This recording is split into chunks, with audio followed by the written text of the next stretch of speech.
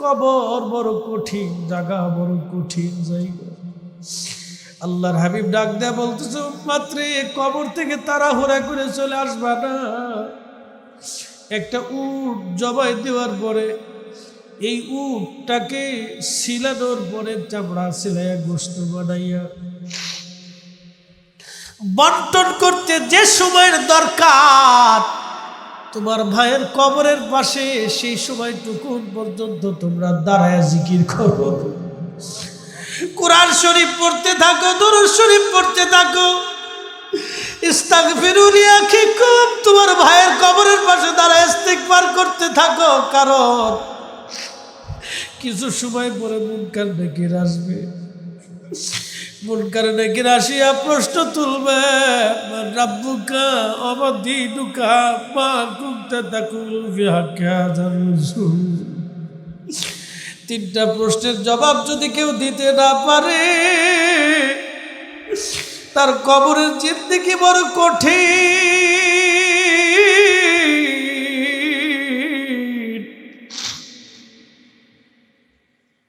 তার আখিরাতের জিন্দেগি বড় কঠিন, কবরের জিন্দেগি বড় কঠিন, কবরের জিন্দেগি বড় ভয়াবহ হবে। এই জন্য আল্লাহর নবী বলেন, উম্মত রে, তোমরা তোমার ভাইয়ের কবরের পাশে দাঁড়ায় দাঁড়ায় তাসবিহ পড়ো, জিকির করো, কোরআন শরীফ পড়ো, দোয়া করো, যেন তোমার ভাইয়ের কবরের প্রশ্নের জবাব আল্লাহ সহজ বানায় দেয়। চিৎকার মেরে জোরে বলেন সুবহানাল্লাহ। বন্ধুগণ আমার, এরপরে বান্দার ইন্তেকালের পরে তার কবরস্থ করার জন্য কবর খনন করা হয়।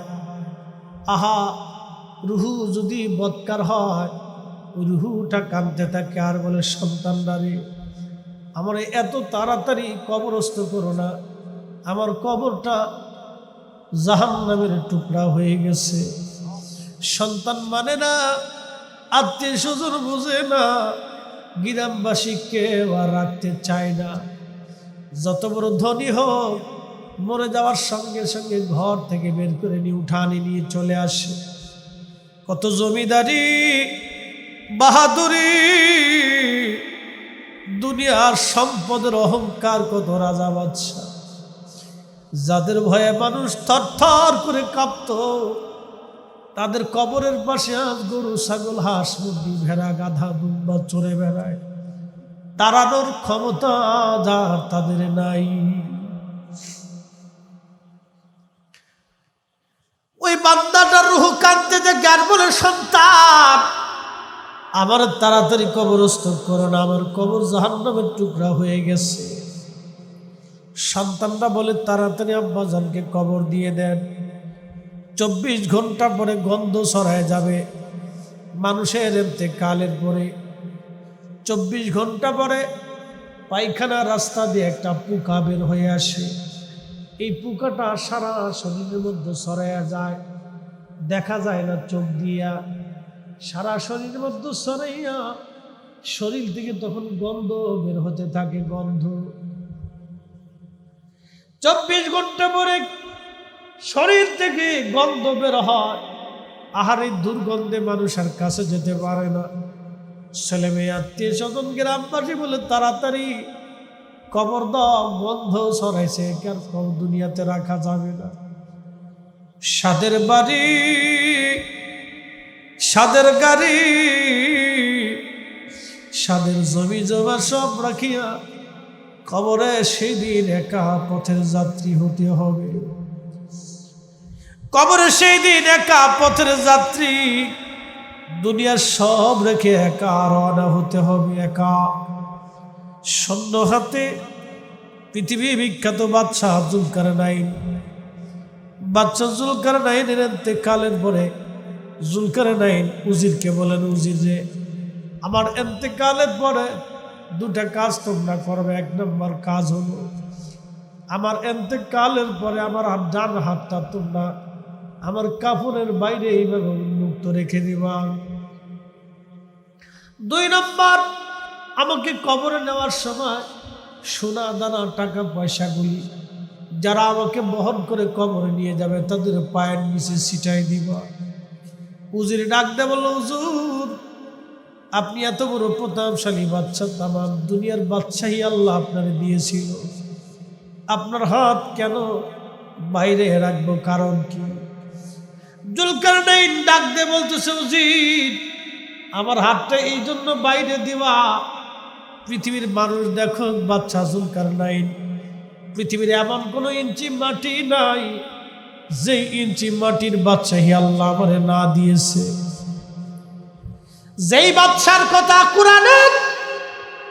কোরআন শরীফে যার কথা আসছে, পৃথিবী জুড়া বাদশাহী দিয়েছিলেন।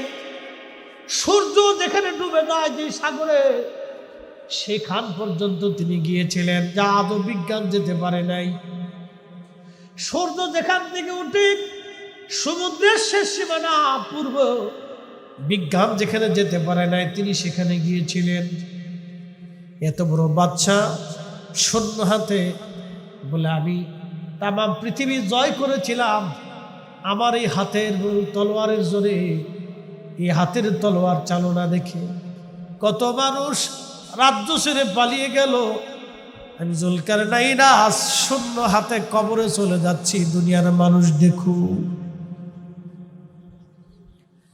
তামাম পৃথিবীর বাচ্চা হওয়ার জন্য আমি অনেক সম্পদের মালিকাস, আমার কবরস্থ করার জন্য আমার খাটিয়া যখন নিয়ে যাওয়া হবে লাশ, তাদের পায়ের নিচে সোনা দানা টাকা পয়সা হীরা মানি মুক্তা জহরত পিছাই দিবা। দুনিয়ার মানুষ বুঝুক, এই সোনা দানা টাকা পয়সা দিয়ে বাদশা জুলকারনাইনকে দুনিয়াতে রাখা যায় নাই। যদি সোনা দানা টাকা পয়সা দিয়ে মানুষকে দুনিয়াতে রাখা যাইতো, তাহলে জুলকারনাইন কবরে যাওয়া লাগতো না। মানুষ এটা বুঝুক, সোনা দানা টাকা পয়সা জুলকারনাইনের হায়াত দেয় নাই। আল্লাহর নবী বললেন, কবরে নিয়ে যাওয়া হয়, গোসল করানো হয়, তখন রুহটা কাঁদতে থাকে। দেখবেন যখন গোসল করা হয়, আলতো আলতো ভাবে তার শরীর মেসেজ করে ধুতে হয়, জোরে চাপ দেওয়া তার নিষেধ। ধীরে ধীরে ধীরে ধীরে তারে গোসল করানোর নিয়ম। পানি ঠান্ডা দিতে হয় না, কুসুম কুসুম গরম পানি দিতে হয়। কুসুম কুসুম গরম পানি দিয়ে তার গোসল করানো হয়, বড়ই পাতা দেওয়া হয়। আহা, পৃথিবীর বড় বড় রাজা বাদশারা চলে গেল, তাদের কবরের চিহ্ন অনেকের হারায় গেছে, কবরের মাটি পর্যন্ত হারিয়ে গেছে। তাদের রাজত্বর সীমানা আজ দুনিয়াতে নাই রে। তাদের সম্পদের অহংকার আজকে দুনিয়ায় নেই, সৈন্য সামন্ত তাদের বাঁচায় রাখতে পারে নাই। মানুষ আমরা বেহুশ, সবাইকে আল্লাহর দরবারে চলে যেতে হবে। আল্লাহ বলেন, ইন্না নিশ্চয় লিল্লাহি, আমরা আল্লাহর জন্য, ওয়া ইন্না ইলাইহি রাজিউন, আমরা আল্লাহর দিকে সবাই ফিরে চলে যাব। আল্লাহর কাছে সবাই ফিরে চলে যাব। 8,000 মুসলমান, আল্লাহর নবী বলতেছেন, যখন গোসল করাইয়া খাটিয়ার মধ্যে করে কাফন দাফন পরায় নিয়ে যাওয়া হয়, রুহু কান্দার বলে, সন্তান, তোমার জন্য সুদ ঘুষ মানি নাই, দুনিয়ার মানুষের হক নষ্ট করে দিয়ে তোমার জন্য জমি জমা করছি। ছেলেরা মেয়ের আজকে আমার এত তাড়াতাড়ি কবর দাও। নবীজি বলেন, আয়েশা রে, মানুষের জীবনের কঠিন সময়টা হলো এই সময়, যখন কবরে নামানো হয়, লোকটা তখন রুহুটা ভাবতে থাকে, আমার কবরে বুঝি আমার সঙ্গী যাবে। দুইজনে কবরে নামাইয়া কবর থেকে যখন উঠে চলে আসে, তখন রুহু কাঁদতে থাকে, সন্তানদারে আমার একা ফলায় যাইও না, কবরের জিন্দেগি বড় কঠিন, এই পথে আমি একা একা রওনা, আজ আমার সঙ্গী কেউ নাই। দুনিয়ার জেলখানায় বন্দী হইলে চেয়ারম্যান, মেম্বার, ওসিডি, সিএসপি, নেতা কর্মী দিয়া, উকিল মুক্তার দিয়া তারে সারানোর ব্যবস্থা করা হয়। কিন্তু কবরের জেলখানায় যদি নেওয়া হয়, কে সারাবে, কে দেখতে আসবে সেই দিন? আমার রসুল ছাড়া আর কোনো গতি নাই। কথা কোন ঠিক কিনা?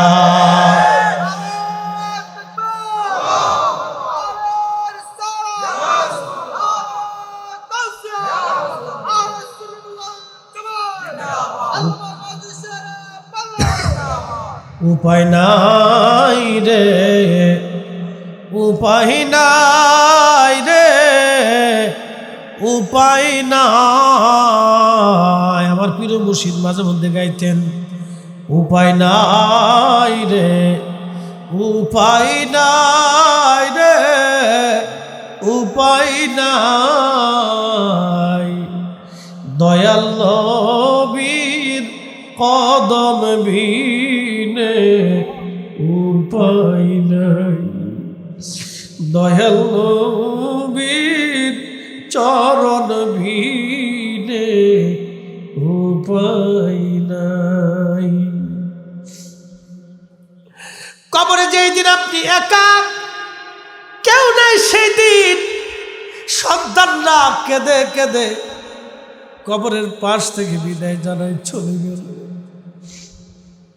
ভাই বিরাদাররা বিদায় জানাইলো, বন্ধুরা আপনারা কবর দিয়ে চলে যায়, তারা চা নাস্তা করবে, হাসি তামাশা করবে, গল্প গুজবে, তারা ব্যস্ত হয়ে যাবে। সন্তান 2-3 দিন কাঁদবে, স্ত্রী 2-1 মাস কাঁদবে, মা হয়তো সারা জীবন কাঁদতে থাকবে, বাবা হয়তো জীবনের শেষ সময় পর্যন্ত আপনার চিন্তায় কাঁদতে থাকবে। দুনিয়ার মানুষ আপনাকে একদিন বলে যাবে, কিন্তু নবীর কদমের গোলামি যদি করে যান, আল্লাহর নবী ডাক দেয় বলেন, উম্মত সবাই ভুললে আমি নবী ভুলব না, আমি নবী ভুলব না। সবাই ভুলে যাবে রে, আমি নবী ভুলব না। আপনার কবরে রসুল দেখার জন্য আসবে, কবরে দেখার জন্য আসবে। আমার উম্মত কেমন আছে দেখে আসি। যদি রসুলের গোলামি করে যান, দুনিয়ার আখিরাত আপনার জন্য ধন্য হয়ে যাবে। আল্লাহর নবী বলতেছেন, উম্মত রে, তোমরা বান্দারে কবরস্থ করিয়া তাড়াহুড়া করে কবর থেকে তোমরা চলে আসবা না। আল্লাহর নবী কবরস্থ করার পরে কবরের পাশে নবীজি দাঁড়ায় থাকতেন, বসে থাকতেন। আল্লাহর নবী বসে বসে তাসবিহ পড়তেন। আল্লাহর নবী ডাক দিয়ে বলেন, উম্মত তোমরা কবরস্থ করার পরে তাড়াহুড়া করে তোমরা চলে আসবা না, তোমার ভাইয়ের কবরের কাছে তোমরা দাঁড়ায় থাকবা। ইস্তাগফিরু লিআখিকুম, হাদিসের পরিভাষায় নবী হুকুম করলেন, তোমরা তোমার ভাইয়ের জন্য ইস্তিগফার করতে থাকবা। অনেক মানুষ আছে দেখবেন কবরস্থ করার পরে বলে তাড়াতাড়ি চলে যান, সরে চলে যান, কবরের পাশে আর থাকবেন না, চলে যান। না না, এদের কথা শুনবেন না, এরা বেদাতি। কবরের পাশে কিছু সময় দাঁড়াবেন, কোরআন শরীফ থেকে তেলাওয়াত করতে থাকবেন, কিছু সময় তাসবিহ পড়তে থাকবেন, দুরূদ শরীফের আওয়াজ দিবেন। কবর বড় কঠিন জায়গা, বড় কঠিন জায়গা। আল্লাহর হাবিব ডাক দেয়া বলতেছে, মাত্র কবর থেকে তাড়াহুড়া করে চলে আসবা না। একটা উট জবাই দেওয়ার পরে এই উটটাকে সিলানোর পরে চামড়া সিলাইয়া গোশত বানাইয়া বন্টন করতে যে সময়ের দরকার, তোমার ভাইয়ের কবরের পাশে সেই সময়টুকু পর্যন্ত তোমরা দাঁড়ায় জিকির করো, কোরআন শরীফ পড়তে থাকো, দুরূদ শরীফ পড়তে থাকো। ইস্তাগফিরু লিআখিকুম, তোমার ভাইয়ের কবরের পাশে দাঁড়ায় ইস্তিগফার করতে থাকো। কারণ কিছু সময় পরে মুনকার নাকির আসবে, মুনকার নাকির আসিয়া প্রশ্ন তুলবে, মান রাব্বুকা ওয়া দীনুকা মা কুনতা তাকুলু ফি হাক্কি হাযার রাসূল। তিনটা প্রশ্নের জবাব যদি কেউ দিতে না পারে, তার কবরের জিন্দেগি বড় কঠিন,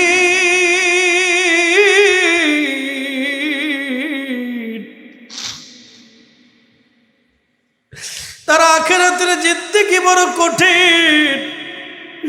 কবরের জিন্দেগি বড় কঠিন, কবরের জিন্দেগি বড় ভয়াবহ হবে। এই জন্য আল্লাহর নবী বলেন, উম্মতরে তোমরা তোমার ভাইয়ের কবরের পাশে দাঁড়ায় দাঁড়ায় তাসবিহ পড়ো, জিকির করো, কোরআন শরীফ পড়ো, দোয়া করো, যেন তোমার ভাইয়ের কবরের প্রশ্নের জবাব আল্লাহ সহজ বানায় দেয়। চিৎকার বেড়ে জোরে বলেন সুবহানাল্লাহ। সালাতু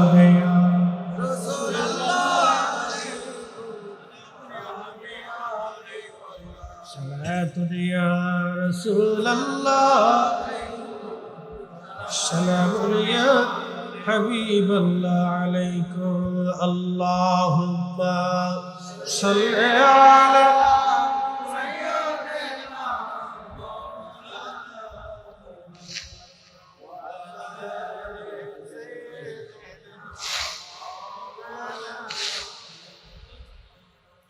জিন্দেগি তোর যায় ফাঁকি দিয়া রে সোনার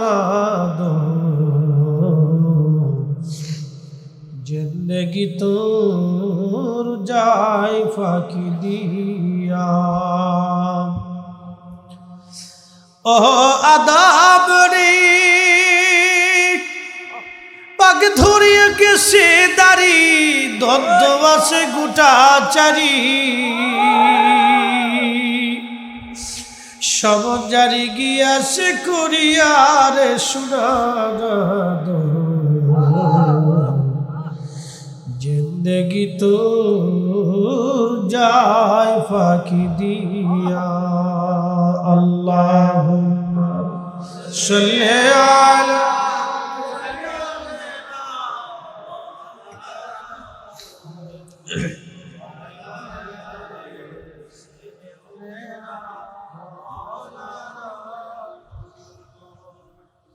কবর বড় কঠিন জায়গা। আল্লাহ রসুল বলেন, কবরের পাশে দাঁড়াও। নাহাইতুকুম আন জিয়ারাতিল কুবুর, কবর জিয়ারত আগে আমি নিষেধ করতাম, ফাজুরুহা, এখন আর নিষেধ করি না, তোমরা কবরের পাশে যাও, জিয়ারত করো, জিয়ারত করো, কবরের পাশে দাঁড়াও। কবরের পাশে দাঁড়াইলে তোমার দুইটা লাভ হবে, একটা আখিরাতের কথা মনে হবে, দুই নম্বর তোমার দিল পাথরের মতো যদি শক্ত হয়, কবরস্থানে কবরের পাশে দাঁড়াইলে মোমের মতো নরম হয়ে যাবে। একবার জোরে বলা যাবে কি সুবহানাল্লাহ। এই জন্য কবরের পাশে যাবেন, বাবা মার কবরের পাশে দাঁড়াবেন, পূর্বপুরুষের কবরের পাশে দাঁড়াবেন। যদি পারেন রাত্রিবেলা আসবেন, রাতে রাতে ভূতে ধরবে না, প্রয়োজনে ভূতরে আপনি ধরে মারি নিয়ে আসবেন। কি পারবেন না? কি কোন ভূতরে ডরানো, ভূতরে ধরে বাইতে নিয়ে আসবেন। ভূতের ডরে যাবেন না, ভয় নাই, কবরের পাশে যাবেন রাত্রে। আল্লাহ রসুলের আদত ছিল, যদি কোনোদিন মদিনাতে যান দেখবেন আল্লাহর হাবিব যেখানে ঘুমায়, রওজা শরীফ এখানেই ছিল নবীজির হুজরা মুবারক, বাম পাশে ইমামে জিবরাইল, সামনের দরজা দিয়ে বের হয়ে আমার নবীজি, বামেই দেখবেন জান্নাতুল বাকি, সাহাবীদের কবর। আহা, নবীজি তাহাজ্জুদের সময় হেঁটে হেঁটে চলে যাইতেন। আম্মাজান আয়েশা বলেন, আমি বিছনাতে হাত দিয়ে দেখি নবী নাই। চিন্তা করলাম রসুল বুঝি অন্য কোনো বিবির ঘরে গেলেন কিনা, কারণ মেয়েদের আদত, মেয়েদের একটা অভ্যাস আছে, কারো স্ত্রী যদি দুইজন হয় তাহলে এক স্ত্রী সন্দেহ করে ওই বিবিরই মনে হয় টাকা পয়সা বেশি দেয়, আর ওইজন সন্দেহ করে এরে বুঝি পয়সা করি কাপড় চোপড় বেশি দেয়। দেখবেন এই কারণে ঘরের মধ্যে আর সুখ পাওয়া যায় না। এই জন্য কবি লিখছেন, সুখ নাহি রে সুখ পরাণের পাখি, নতুন করে বিয়ে করে চট্টগ্রাম থাকি, আমার সুখ নাই রে। বুঝছেন? দুই বউ যার আছে তার কপালে আর কোনো সুখ বাংলাদেশে অন্তত নাই। সৌদি আরবে আছে কিনা জানি না। তো সৌদি আরবের একটা গল্প আমাদের আল্লামা সাহেব মরহুম শহীদ নুরুল ইসলাম ফারুকী সাহেব রহিমাহুল্লাহ তিনি একটা গল্প বলছিলেন। আল্লাহ ওনার জান্নাতের আলামা কেমন মাফ করে দিক আল্লাহ। এই মানুষের সুন্নিদের মতো ঐক্যের জন্য বেচারা সারা জীবন চেষ্টা করছে। আজকে কিন্তু সবাই ঐক্য হয়ে গেছে। আজকে কিন্তু সবাই কি হয়েছে? সবাই ঐক্য হয়ে গেছে। আপনি জানেন না বাংলাদেশের কোনো পীর মাস এখানে আর অনৈক্য নাই, তলে তলে সব ঐক্য হয়ে গেছে। মারহাবা কর। মনস্তাত্ত্বিক ভাবে সবাই কি হয়ে গেছে। উনি একদিন গল্প করতেছে এক ওয়াজে, তখন উনি সৌদি আরবে চাকরি করেন। এক বাঙালি আর এক সৌদিয়ান দুইজনে ফিটিফিটি করতেছে, মারামারি করতেছে। তো বাঙালিরা তো খালি হাতে মারামারি করতে পারে, বাঙালিদের অভ্যাস। এরা খালি হাতে ফিটিফিটি করতে পারে, এরা কিছু না কিছু না পেলে পায়ের জুতাটা হলে পাবে। দেখলেন না মসজিদের ভিতরে কেমন গুতাগুতি চলতেছে। পুরে বাপরি, বাইতুল মুকাররম মসজিদ আল্লাহর ঘর, জুতা দিয়ে তারপরে যে জুতা রাখার যে বাক্স হেতা দিয়ে যে যারে পারতেছে হেরে মারতেছে। মসজিদ ওরা মনেই নাই। কতটা নিকৃষ্ট, ভুলেই গেছে যে এটা আল্লাহর ঘর মসজিদ। এগুলো কিয়ামতের আলামত, কিয়ামতের আলামত। মতানৈক্য হতে পারে, তার জন্য কি মসজিদে মারামারি করবে? এটা কথা হইল না। মনোযোগ দিয়ে হযরতে ফারুকী সাহেব বলতেছেন যে বাঙালি আর সৌদিয়ান দুইজনে ফিডেফিডি করতেছে। তো বাঙালি কিছু না পাইয়া পায়ের জুতা খুলে ফিডাইতেছে। যখন বাঙালি পায়ের জুতা খুলে ফিডে, তখন সৌদিয়ান দাঁড়ায় দাঁড়ায় হাসে। ওন আর মারে না, ওন খালি হাসে। ফারুকী সাহেব দৌড়ে যায় সারাইতেছে। এই সৌদিয়ানরে আরবিয়ানরে জিগায়, এই আরবিয়ানরে জিগায়, তোরে যে জুতা দিয়ে ফিডায় তুই হাসুস কি? হাসবো না, ও তো কাপুরুষ। বলে কি লেগে কাপুরুষ? কয় শোন, আমার বউ আছে অনেকগুলো, মাঝে মধ্যে আমার বউরা আমার জুতা দিয়ে ফিডায়। তো ও বাঙালি, ও জুতা দিয়ে ফিটাইতেছে, ও তো মহিলা। ও বুঝতেছে এটা তো বেডির মতো, বেডির আমার জুতা দিয়ে ফিটায়, তো ও যে জুতা দিয়ে ফিটায় ও তো কাপুরুষ, ও তো বেডি। বুঝতে পারছেন? যার বউ দুই তিনটা আছে এর সুখে নাই, বিরাট অসুখে রয়েছে। মানে দুনিয়াতে থাকতেও অসুস্থ, এই বিরাট বড় ফেরার মধ্যে আছে।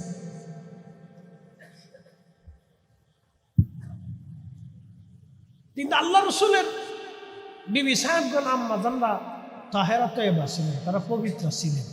একসাথে বলবেন না মারহাবা। কিন্তু নারী সুলভ চিন্তা চেতনা এটা আল্লাহ প্রদত্ত, ওনাদের আইব ধরা যাবে, এটা আমাদের জন্য শিক্ষা। এটা আল্লাহ প্রদত্ত, আইব ধরা যাবে। নারী সুলভ মানবীয় যে একটা গুণ আছে, এই গুণের অধিকারী ওনারা ছিলেন, হতে পারে। তা আম্মাজান হাত দিয়ে দেখেন যে রসুল নাই, তো তিনি চিন্তা করলেন হয়তো অন্য কোনো বিবির ঘরে গেছেন। তো খোঁজার জন্য উনি বের হইয়া দেখেন না কোনো বিবির ঘরে নাই। তো আল্লাহ রসুল কই গেল? আম্মাজান আয়েশা বলতেছে, আহা আমি দেখলাম জান্নাতুল বাকি থেকে কান্নার আওয়াজ আসতেছে। একসাথে বলবেন না আল্লাহু আকবার। আমার রসুল সেই রাতের আধারে জান্নাতুল বাকির পাশে দাঁড়াইয়া নবী কাঁদতেছে আর দোয়া করতেছে, আল্লাহ আমার উম্মত এখানে ঘুমাই দিয়েছে, তুমি তাদেরকে মাফ করে দাও। চিন্তা করতে পারছে, রাত গভীর রজনীতে আল্লাহ নবী জান্নাতুল বাকির পাশে দাঁড়ায় দাঁড়ায় দোয়া করতেছে। প্রিয় উপস্থিতি, বেশি বেশি করে কবরের পাশে যাবেন, যদি সম্ভব হয় রাত্রিবেলা যাবেন, রাতের আধারে শেষ রাত্রে ফজরের সময় যাবেন, অথবা সন্ধ্যা রাত্রে যাবেন। যদি বেশি ভয় হয় তাহলে ফজরের নামাজের সময় আপনি যাবেন, অথবা ফজরের নামাজ পড়ে অন্ধকার অন্ধকার থাকতে থাকতে যাবেন। দাঁড়াবেন নীরব নির্জন নিভৃতে। আপনি কবরের পাশে যখন দাঁড়াবেন দেখবেন আপনার শরীর শীতল হয়ে আসবে, আপনার কাল ঠান্ডা হয়ে যাবে। আল্লাহর কসম করে বলতেছি, আপনি স্তব্ধ হয়ে নীরব দাঁড়িয়ে থাকবেন, দাঁড়াইয়া চিন্তা করবেন এখানে আগামী বাসস্থান আমার জন্য আসবে। ঠিক ওই সময় আপনার শরীর ঠান্ডা হয়ে যাবে, ঠান্ডা হয়ে যাবে, শীতল হয়ে যাবে, আপনার কাল ঠান্ডা হয়ে যাবে। এই জন্য কবরের পাশে দাঁড়াবেন, জিয়ারত করতে যাবেন মার কবরের পাশে দাঁড়াবেন। বলে হুজুর কবরের পাশে দাঁড়াইলে কি লাভ? বলে দিয়ে যাই, যখন আপনি সালাম দিবেন মায়ের কবরের পাশে দাঁড়ায় আপনার মা সালামের জবাব দিবে। মা দেখে কিন্তু আপনি দেখেন না, রুহু দেখে, মা দেখে আর খুশি হয়ে বলে আমার করিম আমার জিয়ারতে আসছে। আল্লাহু আকবার, আমার করিম আমার জিয়ারতে আসছে, আমার করিম আমারে ভুলে নাই। বাবার কবরের পাশে যখন দাঁড়াবেন বাবার রুহুটা কান্দার বলে দেখ আমার করিম আসছে, আমারে ভুলে নাই, আমার করিম আমার জিয়ারত করার জন্য আসছে। তারা দেখে কিন্তু আপনি দেখেন না, আপনার সালাম তারা শুনে কিন্তু আপনি শুনেন না, আপনার কথা তারা শুনে, মুনাজাত শুনে কিন্তু আপনি তাদের কথা শুনেন না। একদিন মাটি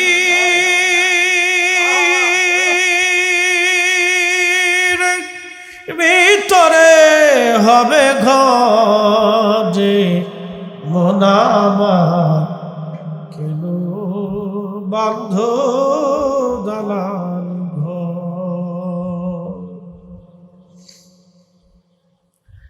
বড় কঠিন জায়গা কবর।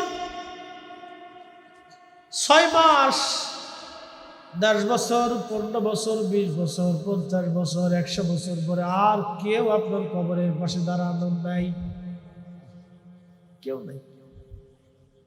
ছেলে যতদিন বেঁচে থাকবে ততদিন হয়তো সন্তান আপনার কবরের পাশে হয়তো দাঁড়াবে কোনো না কোনো সময়।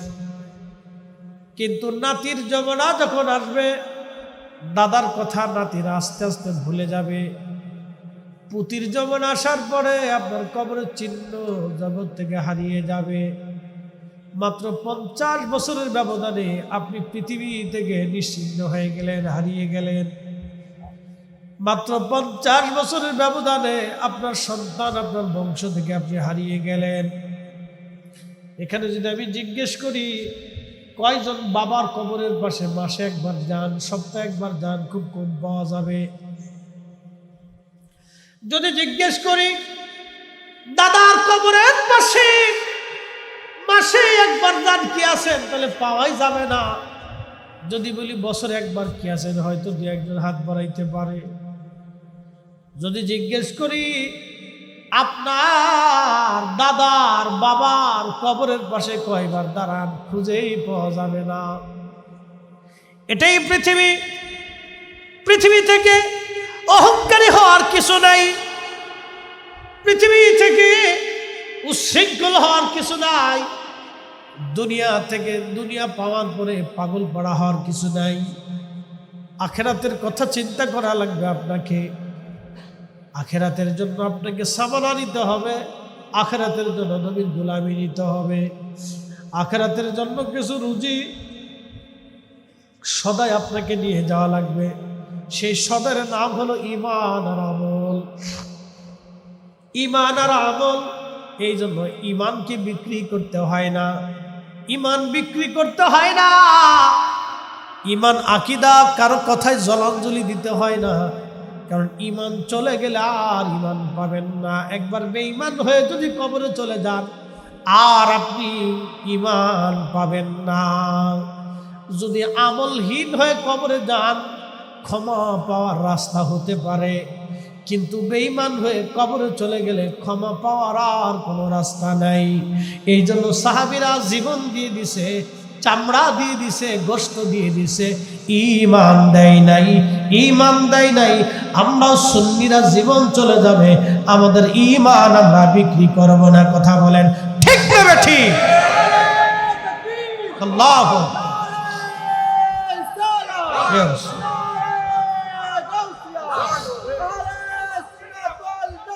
জিন্দাবাদ জিন্দাবাদ। আল্লাহ আমাদেরকে বোঝার তৌফিক দিক, সকলে বলে না আমিন। কবর বড় কঠিন জায়গা, বড় ভয়াবহ জায়গা এটা। কতদিন এখানে থাকতে হবে আমাদের জানা নাই। অতএব এই খবরের জন্য আপনাদেরকে দুইটা জিনিস নিতে হবে। এক নম্বর ঈমান, দুই নম্বর আমল। দুইটা জিনিস আপনাকে নিতেই হবে। যদি শূন্য হাতে চলে যান তো সর্বনাশ হয়ে যাবে। বাবাজি, বন্ধু আমার, এই জন্য দুনিয়ার থেকে কিছু রুজি নিয়ে দিতে হয়। কিছু নামাজ, জিকির, ফিকির, ইবাদত, তাহাজ্জুদ, এগুলি কবরে নিয়ে যাবে। কোরআন শরীফে এক আয়াত আল্লাহ ওয়াজ করছে, একসাথে জোরে বলি তো আল্লাহু আকবার। ইয়া আইয়ুহাল্লাযীনা আমানু লা তুলহিকুম আমওয়ালুকুম ওয়ালা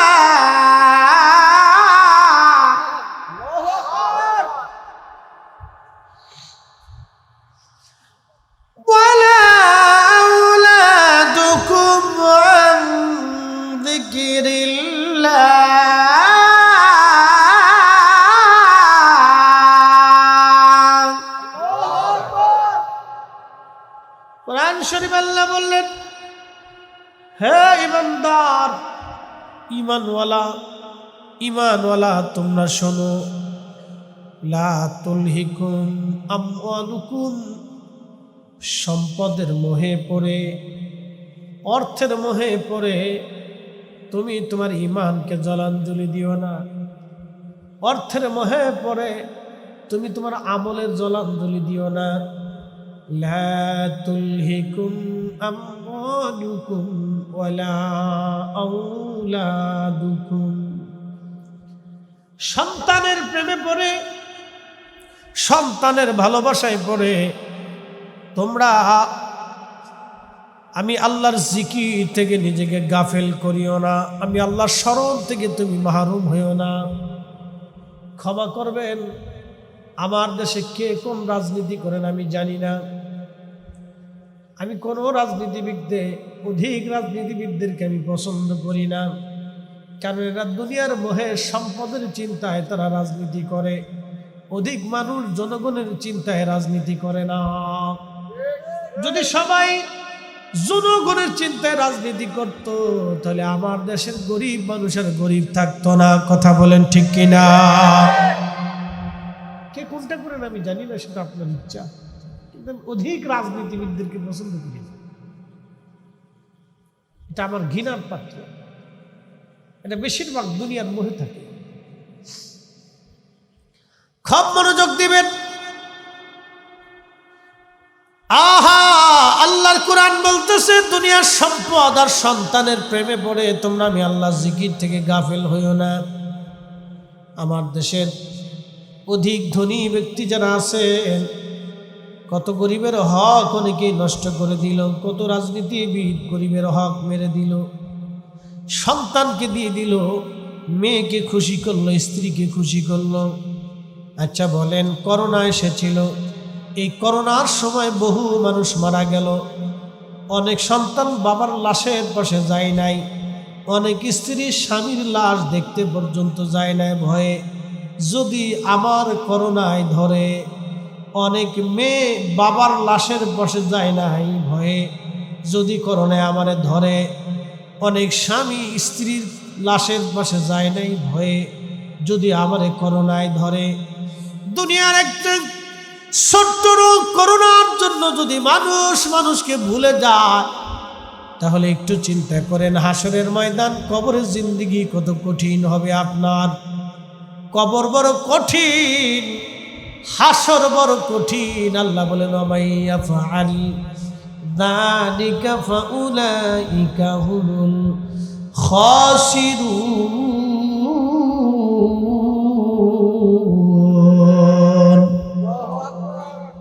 যদি তুমি সন্তানের সম্পদের ভয়ে পড়ে আল্লাহকে ভুলো, তাহলে তুমি মহা ক্ষতির মধ্যে পড়ে যাবা।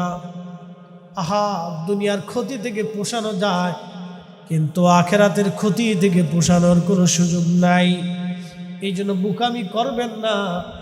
যারা সন্তানের চিন্তায়, ব্যবসা বাণিজ্যের চিন্তায় 2 নম্বরই করে, তারা বোকা। যারা সন্তানের চিন্তায় অন্যের হক মেরে দেয়, তারা বোকা। যারা সন্তানের চিন্তায় নামাজ ছেড়ে দেয়, তারা বোকা। যারা সন্তানের চিন্তায় রোজা ছেড়ে দেয়, তারা বোকা।